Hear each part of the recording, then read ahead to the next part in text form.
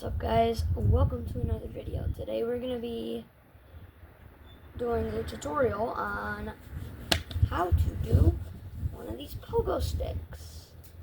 So if you have a fly bar like me, pretty much all you got to do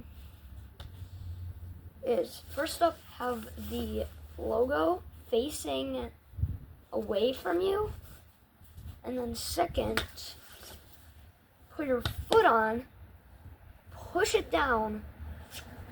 Well, first you gotta test. So do this, up and down, and put your foot on there.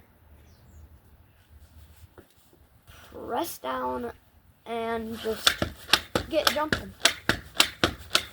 Now, I know this is a very short video.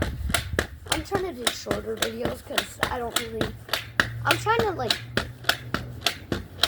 do this thing where I make videos, random videos, and I just get random ideas and do them.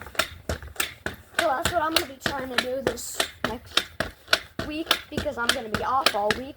So I'm going to be making a bunch of videos for you guys. So yeah, that's pretty much how you do one. So yeah, see you guys in the next video. Peace.